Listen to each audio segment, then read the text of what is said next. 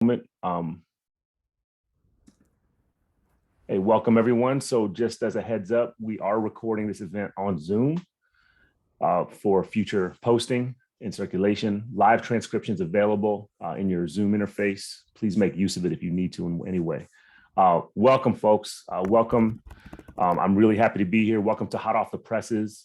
Look at This Blue with Allison Hedge Coke and Michelle Raheja. My name is Dylan Rodriguez. I'm here as the co-director of the Center for Idea and Society, representing the center with my other co-director, Jeanette Cole, and executive director, who's also in attendance, Catherine Henshaw. Let me begin by honoring Rupert and Jeanette Costo's legacy of cultivating an indigenous bodily archival and epistemological presence at the UC Riverside campus. And I'd like to offer this as something a bit more than the conventional boilerplate institutional land acknowledgement, because I think the commitment needs to be to decolonization and the work of anti-colonialism. The Cahuilla, Tongva, Luiseño, Serrano peoples are the original surviving and persistent human caretakers of the land, water, and air that is occupied by the University of California. This territory has never been ceded, just as the indigenous sovereignty and self-determination have never been surrendered. UCR is inhabited by indigenous, Aboriginal, and First Nations peoples from all over the world, many of whom are among our faculty, students, and staff. UC Riverside is also mere blocks away from the place where the Riverside Police Department stole the life of 19-year-old Taisha Miller in 1998. A reminder that this institution and the University of California more generally have a long history of proximity to and active complicity in anti-Black state and state-condoned violence. It's therefore with a sense of humble gratitude and urgent obligation that I ask us to confront the conditions that surround and permeate our gathering today. I look forward to continuing to work with many of you to decolonize this world and to create possibilities for abolitionists' thriving thought and creativity. So welcome, everybody. I hope you'll accept the spirit in which I'm greeting you. Again, my name is Dylan Rodriguez. I'm co-director of Center for Ideas and Society. My humble role in what follows is just to introduce our moderator, our MC for the event, my long young friend, Professor Michelle Raheja from the Department of English. We go back a ways. I'll just do a very short, concise, crystallized introduction of her and then pass the mic. So Professor Michelle Raheja, who you'll see right here in your Zoom window, her research and her teaching comprise many things. I'll only mention a few here. Certainly they cover in a broad sense early US literature and culture, Native American and Indigenous studies, film and visual culture theory, with particular focus on science fiction and animal studies, critical cannibalism studies. She introduced me to critical cannibalism studies and blew my mind. Just amazing stuff. I wish I could have sat on your seminar, Michelle, when you first taught that, because I remember intellectually salivating over that syllabus. It was amazing. And gender studies. Her major publications, there's an essay I assign every time I teach a course on film. I think at this point I could appropriately call it a famous classic essay from American Quarterly in 2007. I can't believe it's been 15 years. The essay is called Reading Nanook's Smile, Visual Sovereignty, Indigenous Revisions of Ethnography, and Atarnarjuat, The Fast Runner. It's an amazing essay. I highly recommend that you all assign that alongside screening The Fast Runner.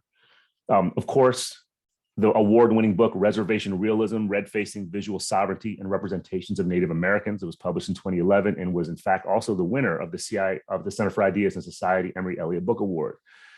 Michelle's also well known as the co-editor of the 2015 text, Keywords in Native American Studies.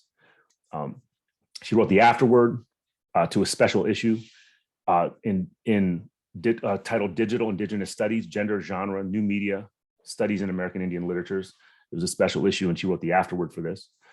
She wrote in 2019 an essay called she co-edited text in 2019 in the Balance, Indigeneity, Performance, and Globalization. And she's currently working on a monograph focused on indigenous feminist representations of cannibalism in film and visual culture. I cannot imagine a better MC for this discussion with Allison than Michelle. So I'm going to shut my face now and I'm going to pass the mic to Michelle, and I can't wait to just hear you all and take you in. Thank you all for doing this and thank everybody for being here.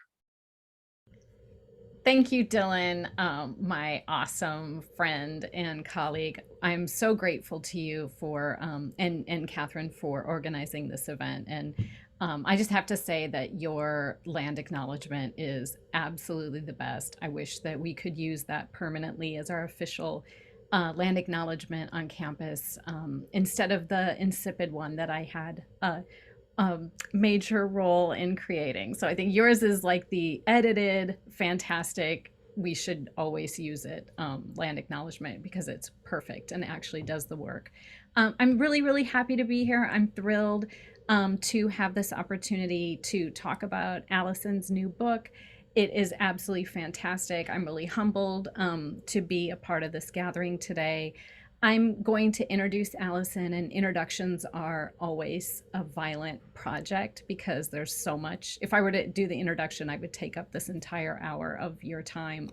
But I really want to get to discussion of the book. So I have a short, impossibly short biography of Allison and her work. Allison Hedge Coke is a Fulbright scholar, first Jade nurtured SiHui Female International Poetry Award recipient.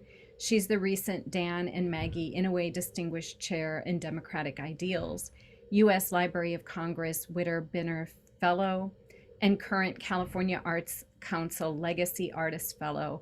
She's written 7 astonishing books of poetry, 1 book of nonfiction, a play, and has edited 10 anthologies, in addition to mentoring hundreds of students. She is following former fieldworker retraining in Santa Paula and Ventura in the mid-1980s.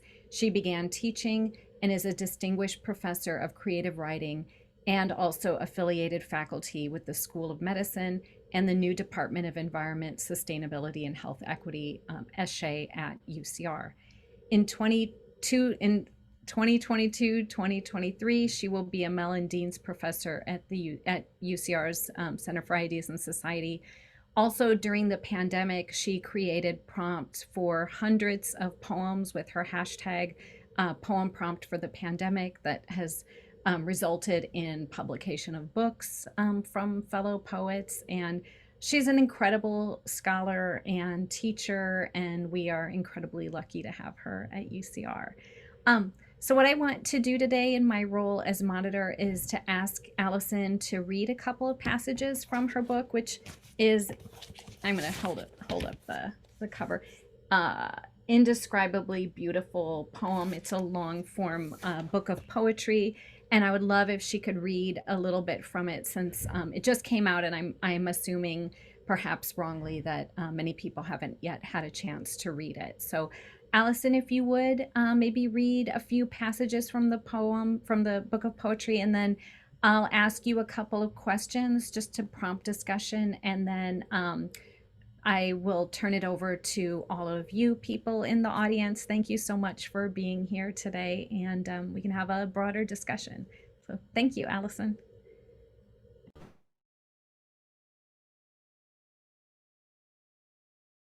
Thank you, Michelle, for spending this hour with me and for moderating. I respect you and your work so much, so this is a great pleasure for me. And thank you to Dylan. I ditto everything that Michelle mentioned, and such an honor and privilege to work with you both here. And thank you, Catherine, also for organizing. And shout out to Maria, whose apartment this book was drafted in. Who is guesting with us today from Montenegro, where I was on Fulbright. Little kern, golden trout, rainbow overwhelms you. All the caddisflies in Tulare won't bring strength to tide. Recently extinct. California grizzly, Ursus arctos californicus, 1922, was shot in Tulare County, California. 1924, grizzly may be seen at Sequoia National Park, never seen again in California, their native state. State seals, flags bear monarch. Flag bear revolt, and Sonoma settlers wiped out the grizzly, Uzumate. Red star, lone supergiant, Betelgeuse. Supernova, what happens when stars die? Death of a star, death of a star. Sacramento Valley tiger beetle, Southern California kip fox, Clear Lake splittail, Tecopa pupfish, thick-tailed chub, Mono Lake diving beetle, Pasadena freshwater shrimp, Surrey crayfish, Urxus blue butterfly.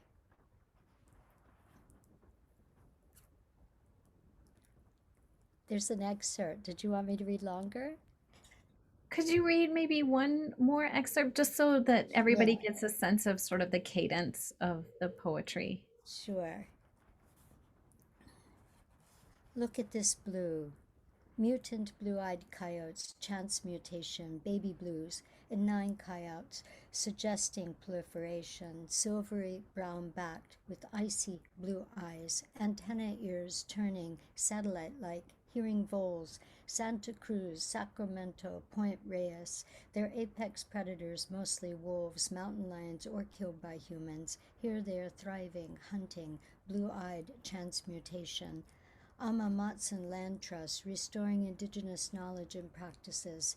Topolochim ancestral homelands, restores role as environmental stewards, surviving descendant families, indigenous people who survived the Santa Cruz and San Juan Bautista missions. You think it's exhaustive now. This is a partial recount. And I should note that these excerpts are from about 18 pages of listing with genocides and massacres and extinctions in the state of California. And so the last line there is my awareness in breaking fourth wall with audience. Then I know by then the listing has exhausted some of the readers. But it's a partial recount. There's a lot more. Thank you so much, Allison. I'm going to read from one of the first reviews of the book. So there are already reviews out there, which is really great, by Diego Baez. Look at This Blue is an impressive lyrical accounting of California's biodiversity that also serves as a preemptive elegy for these plants, animals, and human beings, given the current climate crisis. And in many ways, this book is both an indictment and a love letter to California. And since you read some of the list, Allison, and started to talk about kind of your process for creating the list and including kind of what seem at times to be exhaustive but also exhausting list of things of tribal nations, plants, massacres, cities that make the familiar. They make these lists have the effect of making the familiar to those of us who are in California by birth or by accident, by force or by choice, make California both familiar but also alien through this sort of list making process. So I was wondering, what kind of work do you think that the list perform? Why did you include these lists in this poem? Yeah, like how do the lists function?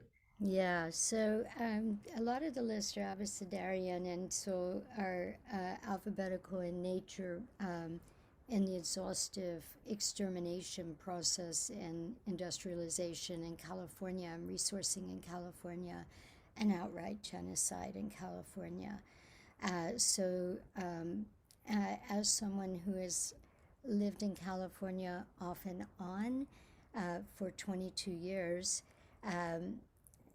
with times where I was away for numerous years and times where I was away for a couple of years during that period. I've had the advantage and heartbreak of knowing how the face of the state has changed, but also seeing that these instances are not recognized, are not acknowledged, that when there is effort to do some sort of reclamation and or restoration or repatriation, that someone is always left out. And it's a real it's indigestion, it's heartache, it's a visceral pain. When one loves someone, when one loves an entity, the geography, the air we breathe, the waters that are here in California, everything about the natural state and the peoples who are original here and those who have come for work and other needs as well. When there's a deep love, you also want to hold someone accountable. And indictment is necessary if it has gone on in this way for eons as it has. And that the need to restore, the need to find balance, the need to call to accountability is very deep within me. And so the listing is initiated there. When I did the former field worker training in the 80s, I was a child laborer, but I also worked in the, literally, I also worked in the fields as an adult as well, as commercial fishing was an off-season job, and some other jobs like breaking horses and such. But I was mainly a field worker before coming to California. And even in my first 2 times living here, I couldn't really get a break. And the 3rd time I came, I took the former field worker retraining, and it changed everything in my life. And during that period, I was hired by the city of San Buenaventura to teach. It was my first opportunity to teach in a regular capacity. I did not go to high school. I had a GED, and I had no college credits at that time. I had taken some night classes as audit, but that's it. And here I was teaching. So it was interesting how that training positioned me. On top of that, the city then created a job for me because they had federal dollars for people who took the retraining, field worker retraining. And so they wanted to create jobs for people who had been through it. And I was hired as an historical interpreter and a collections manager for the city of San Buenaventura, and given the Olivas Adobe, the Albanger Museum, and the Ortega Adobe. And so I immediately began to immerse myself in the study of history of California and interviewing tribal, well, now it's referred to as TIPO, and tribal representatives to help us to balance out the exhibits and to rectify.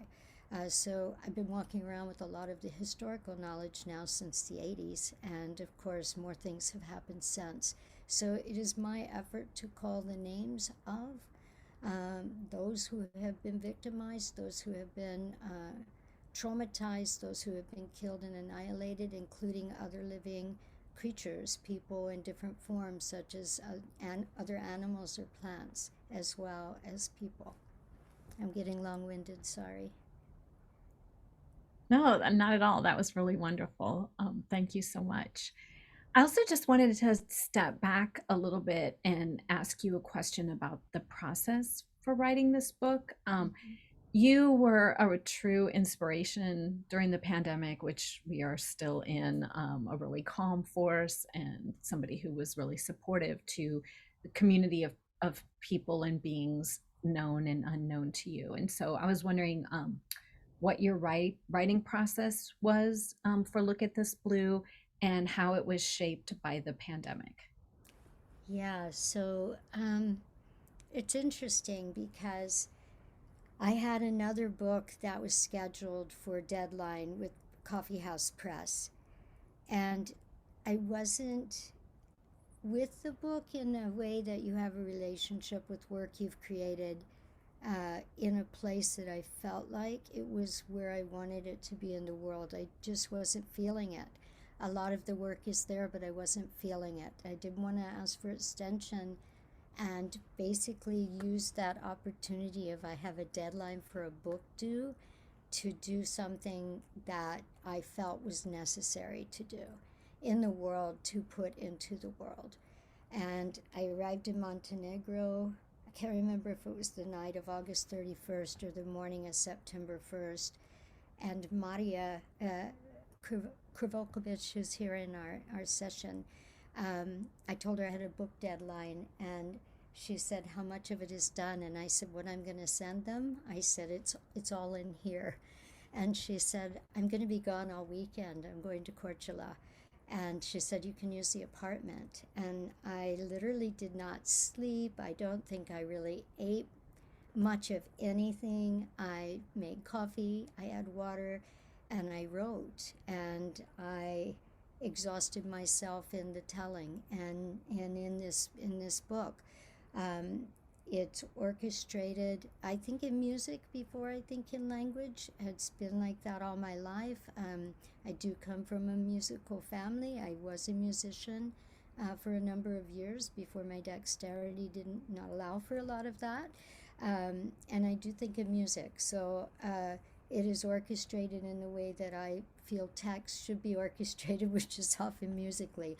So there are refrains that pop up that are variations that um, allow one to focus in sort of this microscopic look at something that has been extincted intentionally by humans, often butterflies or other winged creatures.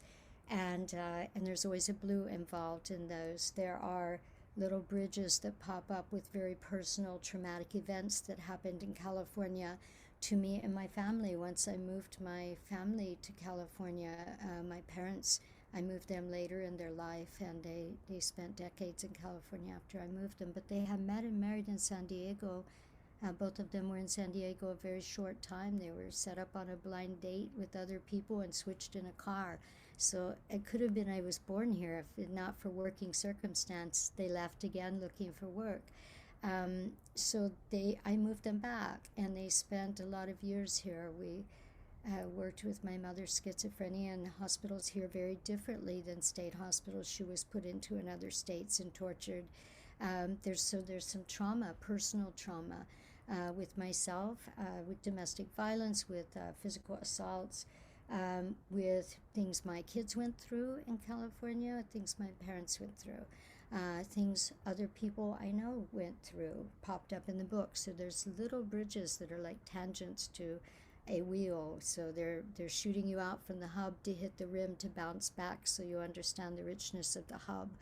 And they're juxtaposed within the scheme of California as I envision it, and love California and hold to accountability California for the wrongness that is still occurring on a daily basis, with racism and with this, horrid sort of superiority and lack of respect for the planet and the people of the planet, including those in other forms and animals and plants and such. And our biodiversity is so rich, and we're still losing just streams and rivers of it daily. So all of this was in me, and I had been walking around with all of this for a number of years, and I had the time and place to explore the purging of the book. And so the draft was written in Maria's apartment, and it was a little longer than it is now. It's cut in this form. It was a little longer in a draft form. And then the pairing continued, as well as copy editing and editorial changes by the time the pandemic began, just months later. And so some of the pandemic also was slipped in during the editing process, because it was also a part of this, and the way that people are interacting with each other, and the lack of respect, and the lack of understanding, and the lack of information, the lack of access, health inequity, you name it. It's all part of that same puzzle of what causes harm in our world, which is an ethical and a moral and a character flaw that exists in humanity that is just diabolical. So I'm speaking to all of that, and the process was trying to manage a book-length poem out of this that would work in an improvisational way, jazz-like poem. So there's a lot of places that solos occur, and a lot of places where people go off on riffs and the music changes, and then there's variations in refrain that bring it back. And so it is organized and processed in that way. I hope that that's helpful and not just more confusing to people. I found it helpful. I don't know if others have, but drawing from that, and also addressing our urgent need and completely, critical, important demands for both the Department of Black Study and the Department of Environment, Sustainability, and Health Equities, which you're an affiliated faculty with. I was wondering if you could talk a little bit about the role of scholars in and practitioners of environmental humanities like yourself, vis-a-vis the environmental movement, which is has an incredibly racist and violent and genocidal history. STEM researchers, people who often are very lab-based and who draw from settler colonial kind of understandings of the world and epistemologies, and community-based organizations grounded in environmental justice, like those that you work with? Like, what's the relationship between something like your work or work that people are doing in environmental humanities and these broader concerns? Yeah, and the role of the artist in that as well. So it's the scholar side of things, and what's happening, looking at the face of the earth, and all the living creatures, and all those that have been exterminated and are soon to be, and the histories of, these massacres. There's 23 massacres noted in here. The border issues went on.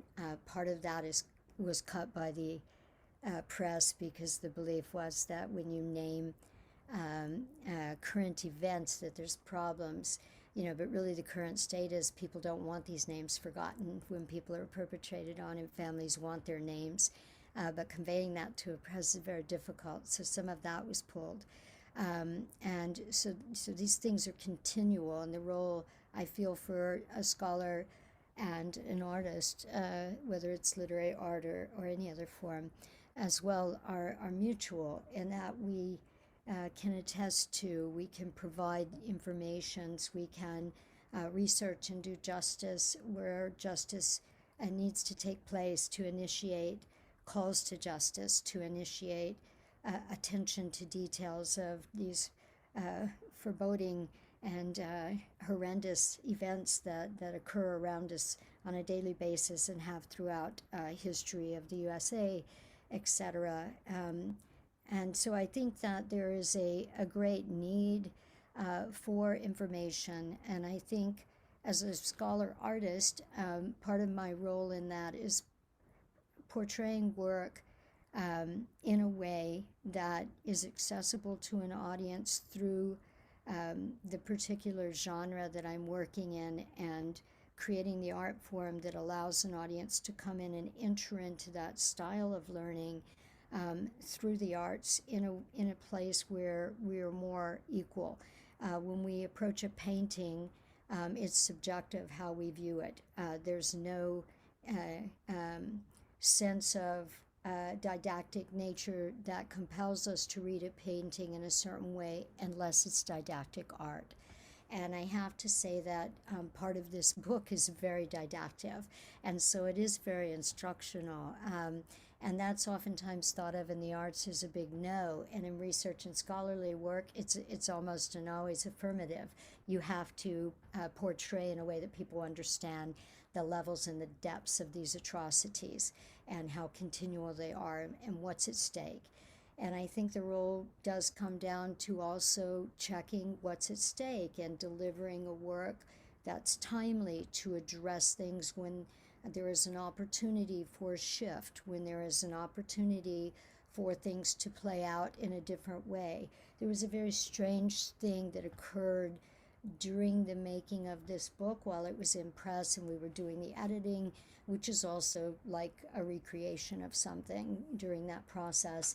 And the pandemic happened, and I had just cut a film the first week of the lockdown. I think we finished shooting a film April 4th because I wasn't going to be able to do my keynote in the Inouye chair in Hawaii. And so because we couldn't be on campus, they weren't really set up for the Zoom events the first week or two. And so I said, well, I do film. I said, let's interview some filmmakers to work with. And we found a local Kanaka Oiwi filmmaker to work with, and he's phenomenal. And I'll post it in the chat so that you can view the film. And I did my keynote, which also largely speaks to a lot of these same types of knowledges and types of unattended to injustices, and opportunities for people to do better, opportunities for us to lift ourselves and to change the way that our politics are approached, to renew and completely change structures of institutions, of governments, of the way that resourcing is done, and these industrial fiends in the world, and those times come up so rarely, and that started happening, and it was really interesting because as a result of what happened after the numerous deaths that occurred during the early pandemic days and just before, there was outrage, and logically so, fully justified, and people took to the streets and made things known in a very necessary and essential way. And there was pushback from that, from conservative affiliations, etc. And the film had just addressed very similar things, including police violence on Black people and people of colors and on Indigenous people prior to these protests. And so it created a space where, should we release the film now, or should we give the voice to Black Lives Matter spokespersons? And the university decided to bring in Alyssa Garza as the next Inouye chair, but she would come in fall. And so I withheld the film that we made that week, the first week of lockdown, till December after her term, to give her first voice as the founder of Black Lives Matter. And so we make these choices as scholars and as artists to serve something larger than ourselves, to give the audience everything that they need to do something and to provide the work. At the end of the book, there's a section with resources, and it's captioned at the top, "Do the work." And it has a list of things where I want the audience to go and find these entities to go and work with and donate to and be a part of and learn from. And it prefaces the index, which then goes through and explains all of the politics and the historical notions that are in here to a degree. So back to the question, what's the role? To engage audience, to create a space and a place for audience to come within a set of circumstantial knowledge base and to learn from it and hopefully enact and engage and do something with that to better the instance. And that for me is the number one sense of things with the environment. We're working with environmental justice and working with justice in general, working with these platitudes of understanding how deep these wrongnesses are. Again, I've gone on too long. I apologize. No, it's really helpful. You didn't go on too long at all. I have one more question that's related to that, and then I would love to open up for Q&A for everybody.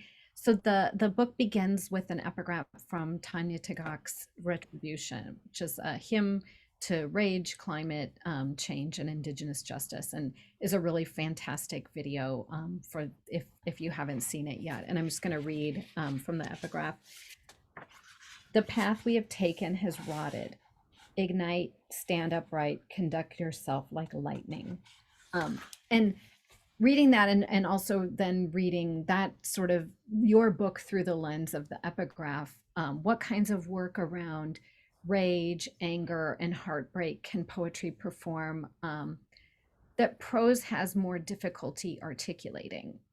So I'm thinking, like, from a scholarly perspective, we write these texts that draw from archival sources, but you're drawing from something else. So I'm thinking in particular, reading your book about your poetic commentary throughout on the newspaper articles, social media posts, and TV reports that you use. So for those of you who haven't read the book yet, Allison cites from newspaper reports, contemporary ones, all the way back to the 19th century, and then does these sort of poetic riffs off of this archival information. So I was wondering if you could say more about that, and then we'll open it up to everybody. Yeah, as a poet, I have to say that there are some who can say that prose is a new kind of poetry. It didn't really exist before the printing press. Everything before is really poetry. Having spent a couple of years in Hawaii, and then they're restoring their mo'olelos, and what happened badly with the translation was that the English and Scots pulled all the poetry out and just left very straight, narrow prose, which does not have the mesmerization. It doesn't have the emotional affect of the original mo'olelos. So our stories that we know throughout time have been retold, recited musically. They've been, there's an essence there and a rhythmic sense in the telling of story, which is often lost on the page unless it's a really great literary prose writer.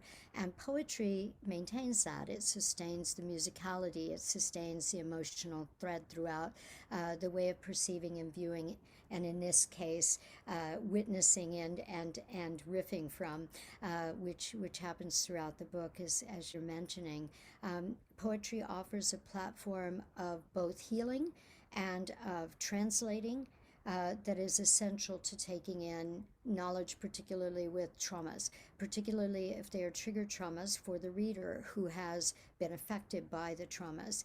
And so there's an essence there that one is led into the information through sort of, it's like a dance, it's like an invocation. There is a bit of incantation at work. There's some mesmerization that happens with poetry that allows someone to take in and be a part of and engage and explore without the hard reading, oftentimes on a first read. Even a poet reading close reading with another poet may still fall in love with the shape of the line or the way that something is happening on the line with the articulation of consonants or vowels and the different devices that one uses in poetry. So it is built and constructed to entice. So it has an advantage over prose in that essence. I hope that's helpful. It's an invitation. No, thank you. And I would love to just take up all the time of this event and ask you questions. But I really would like to open it up to anybody who has questions who can, you could pose your questions in the chat or ask directly. And I see Tanya has her hand up.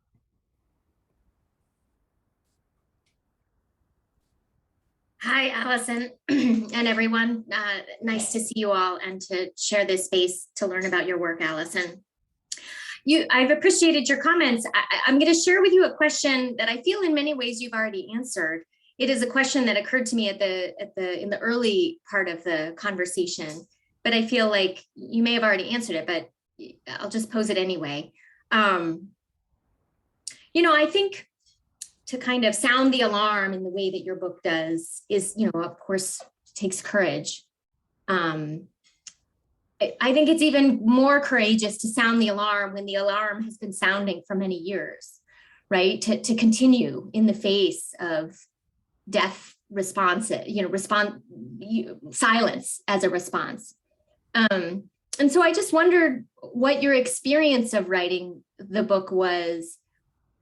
I mean, what I'm hearing from you is a lot of hope and encouragement, which is really lovely, as well as rage and anger and sounding the alarm. But,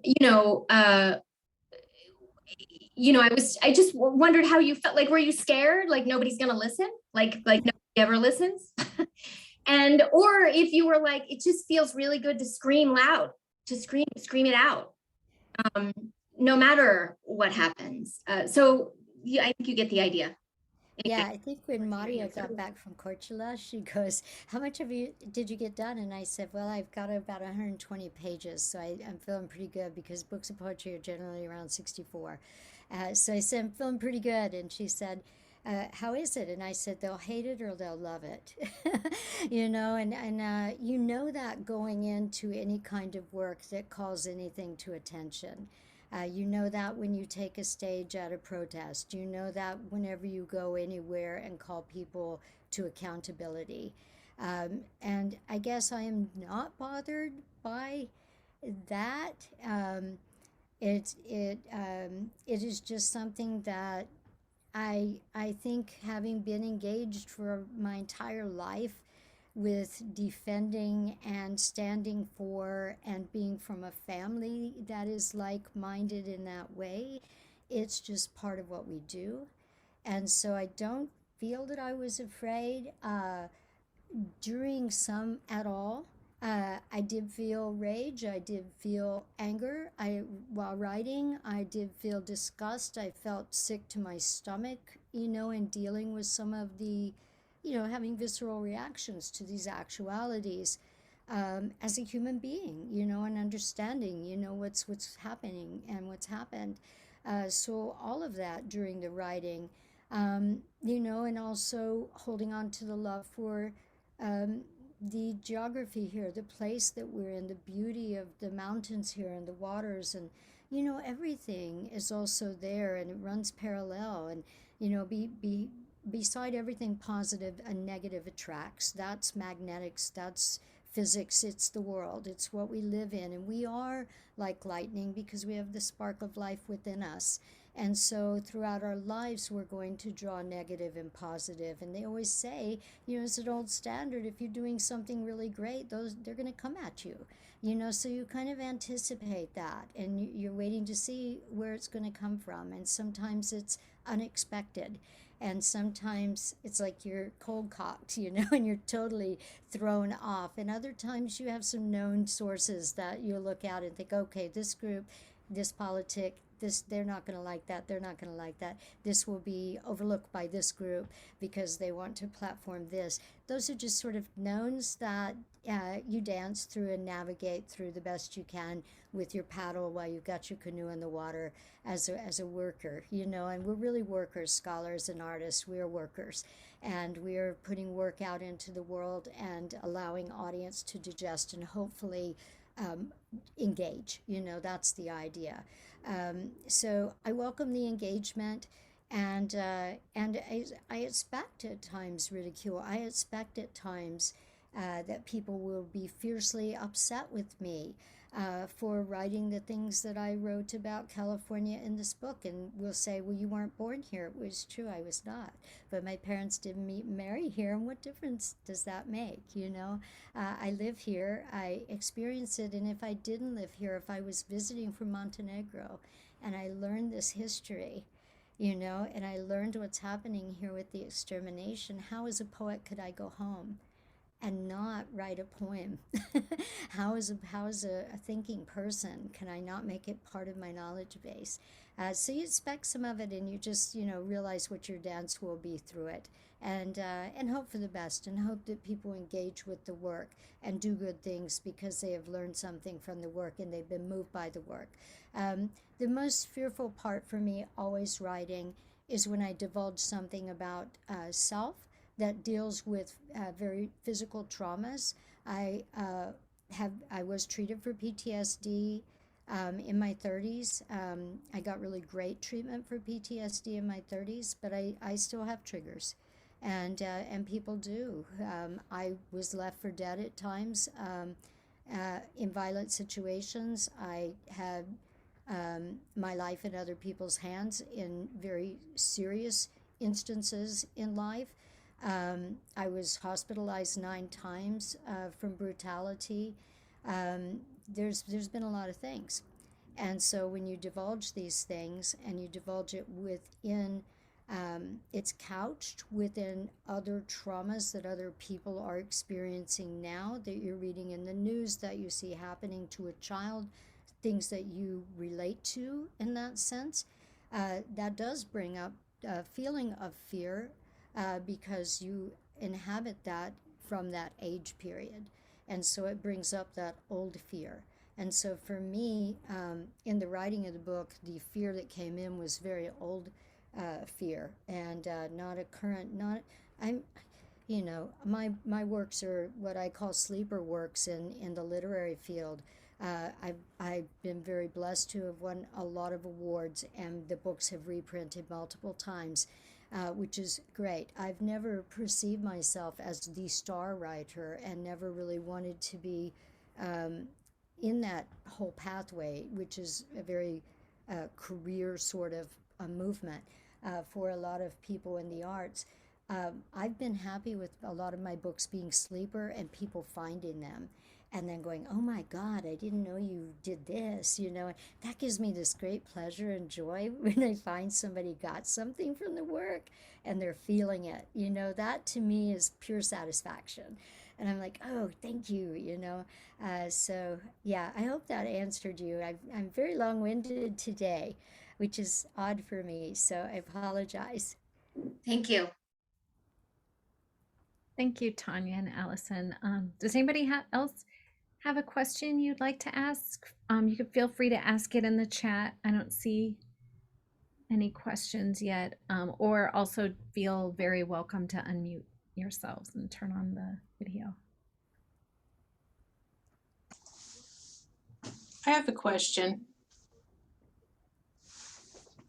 Hi, Allison. Hi, It Jade. is so terrific to listen to you talk about all this. I am loving everything you've discussed so far. I have a question about navigating the space between accessibility and pushing boundaries artistically. Sometimes that creates the idea of making things accessible can sometimes create some tension around pushing things artistically. And I'm just wondering if you could talk a little bit about how you navigate between those two things.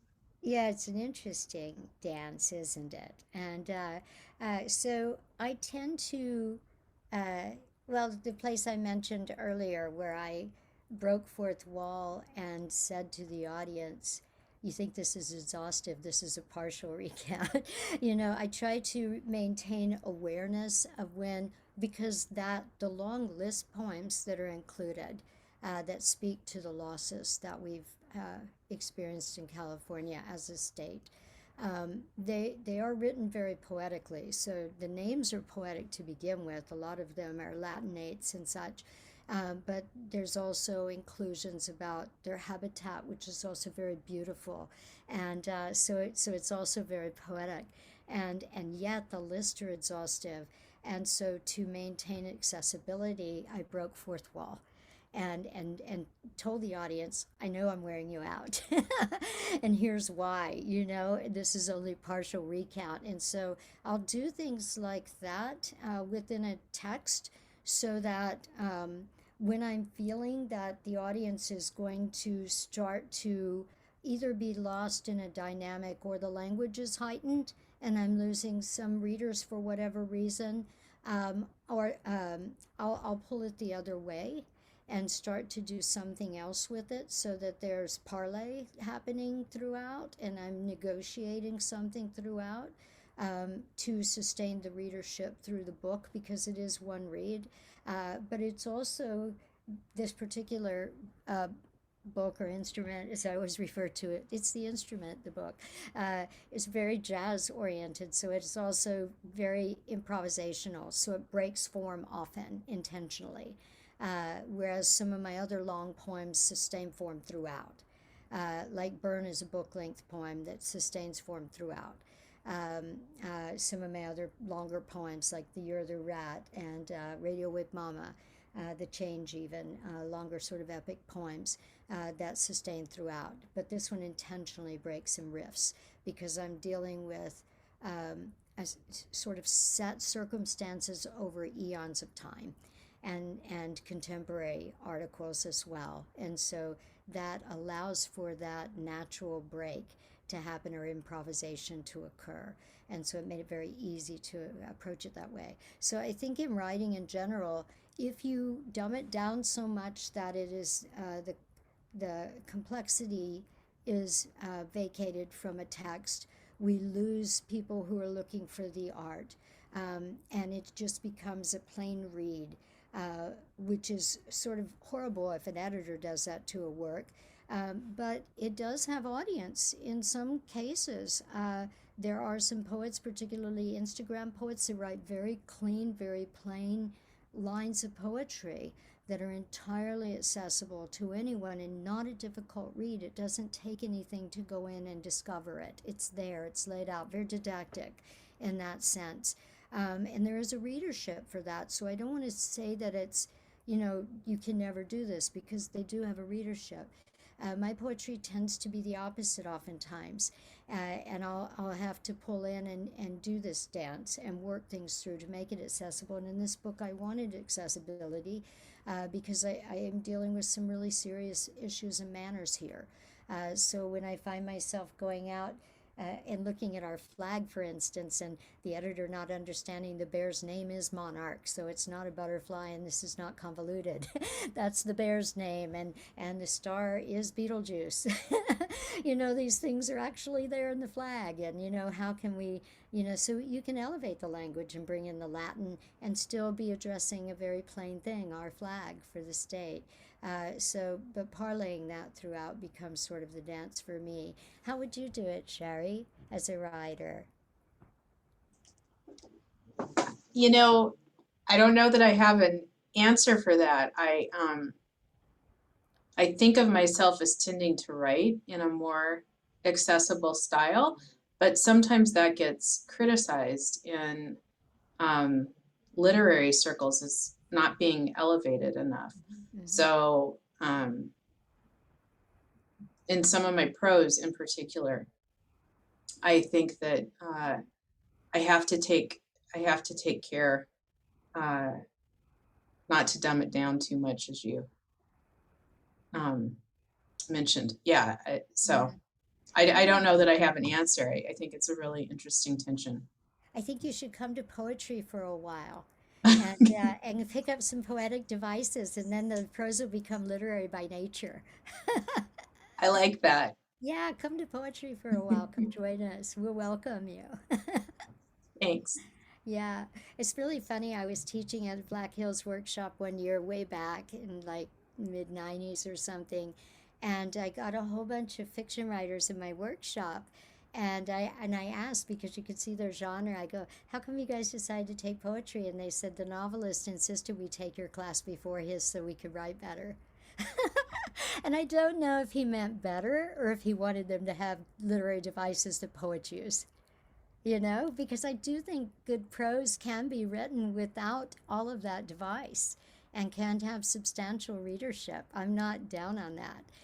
But yes, in certain literary circles, it's quite the dance. And I think it really engages the device we use in poetry can be used in literary prose as well. And I think that elevates it by nature.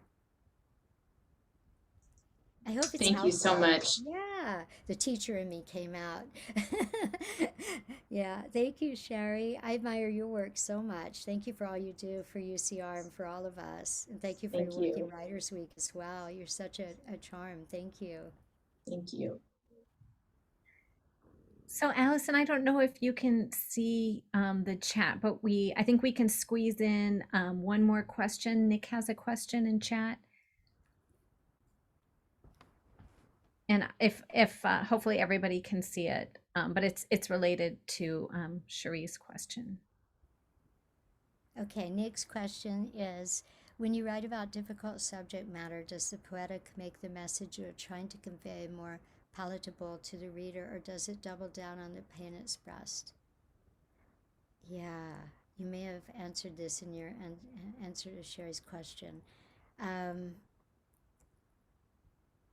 Yeah, I think it probably doubles down more than making palatable, but I'm not sure of that. I think it doubles down. That's my interior head voice telling me now. I think that I attempt to make it more palatable to a degree, but I also hammer things because I want them to know. So I think probably the latter is a closer read in this book. And I think in a lot of my work in difficult subject matter is the latter.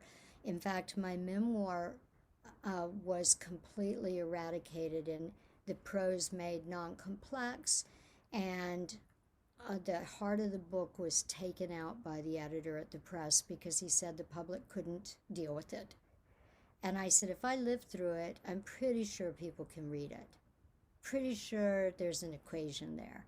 I later found out that that particular editor's mother was also schizophrenic when he was a child, and that he had also been brutalized in life physically. And I think it was too hard for him to read because it was maybe too close to home. And so I lost the best part of my memoir in that editing process while it was in print. And so I was probably doubling down, and he took out all the double down and made it palatable to audience. And when I use the phrase dumbing down, it is a phrase that is just used to mean non-complex. So you're taking out things that add more complexities, like literary device or aesthetic movements and or complications, in this case in trauma, and you're making it more palatable, more readable, more accessible, more bland, to be that. Such as if you read anything about foods, like foodie articles and such, when you read the ones in the UK, they're hilarious because they'll think something like cinnamon is a hard spice, you know, and oh my gosh, if there's a chili pepper in something, it's like this horrible thing that's occurred. So there are different diets for different readers, as well as different appetite diets for different countries. And so I look at it that way. So when it is non-complex, it's meant for someone that doesn't really have time to read and needs to access something very quickly. And so the Instagram reader will read the poems on Instagram to take it like that. And so that audience for the Instagram poets is huge. Not every poet on Instagram writes in this way, but it is a known thing. Is that helpful, Nick?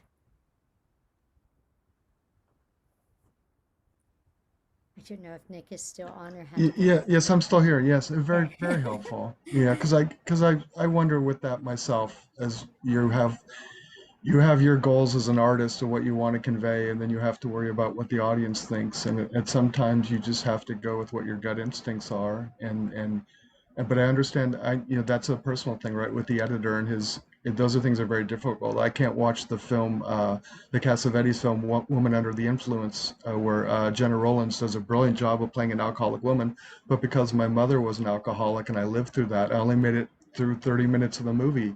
It was too good, right? She did it so well that it sort of, I couldn't watch it.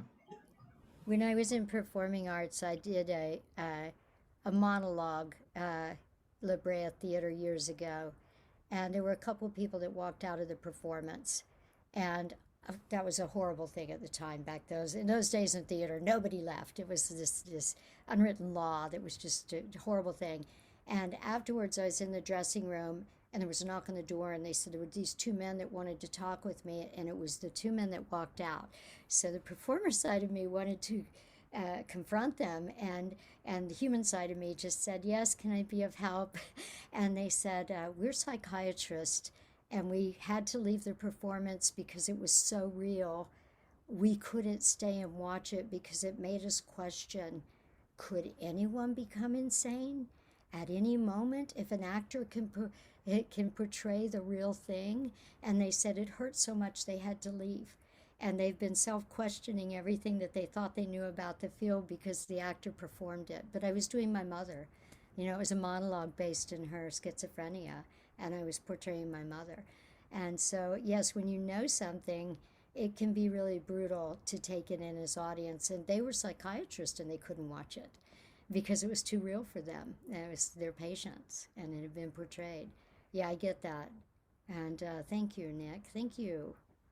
I'm sorry to jump in and end this fantastic conversation, but I want to be respectful and mindful of everybody's time. And I know that there are students on here, some of whom I will see in this afternoon.